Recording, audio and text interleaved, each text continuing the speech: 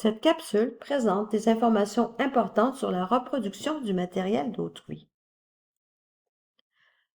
Le droit d'auteur sur une œuvre est un droit exclusif qui permet entre autres de produire ou reproduire, exécuter ou présenter, publier, traduire, adapter, transformer et communiquer la totalité ou une partie importante de l'œuvre sous une forme matérielle quelconque. C'est un droit exclusif qui appartient aux détenteurs des droits tels que les auteurs, les créateurs ou les titulaires par cession. À contrario de cette règle, on peut déduire le droit des utilisateurs à la courte citation avec mention de la source. Entre les deux utilisations, et pour des extraits un peu plus importants, il faut analyser le caractère équitable de l'utilisation. Le concept de partie importante de l'œuvre est une question de fait et de degré car il n'est pas défini dans la loi sur le droit d'auteur. L'utilisation équitable est une exception à la loi sur le droit d'auteur qui est utilisée en contexte de recherche, d'études privées, d'éducation, de parodie, de satire, de critique, de compte-rendu et de communication des nouvelles. D'autres critères ont été établis par la Cour suprême, ce sont les suivants. Il faut que je m'assure que ma diffusion est restreinte dans le temps et sur le territoire. Par exemple, des reproductions temporaires dans une plateforme de cours correspondent à la définition de ce premier critère. Deuxièmement, je dois vérifier l'ampleur de mon utilisation. On sait déjà que la loi ne fixe pas de pourcentage. Alors là, je dois évaluer l'ampleur de mon utilisation versus la qualité de ce que j'utilise. Est-ce que, par exemple, mon extrait est tellement emblématique de l'œuvre que ça pourrait causer du tort aux personnes autrices ou créatrices? Enfin, je dois m'interroger sur l'effet de l'utilisation de l'œuvre sur les personnes qui créent ou écrivent une œuvre, donc quel est mon effet sur leur redevance.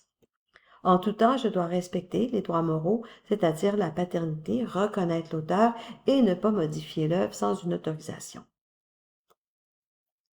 Lorsque vous utilisez des images ou toute œuvre visuelle, vous utilisez 100% de l'œuvre. Donc, il faut que je vérifie si l'œuvre est accessible sur un site web sans contrôle d'accès sécurisé ou sans avis qui en restreindrait l'utilisation. Pour ce faire, je dois lire les conditions d'utilisation en pied de page des sites web. Donc, je m'assure qu'il n'y ait pas de copyright, pas de verrou numérique, pas de code d'accès et pas de filigrane ou tatouage numérique. Vous pouvez également utiliser du matériel en libre accès. Il existe plusieurs banques d'images multidisciplinaires et il existe également des banques d'images spécifiques à votre discipline. Parmi les banques multidisciplinaires les plus connues, on retrouve Creative Commons Search, Flickr Commons, Pixabay, Wacom Image, Wikimedia Commons.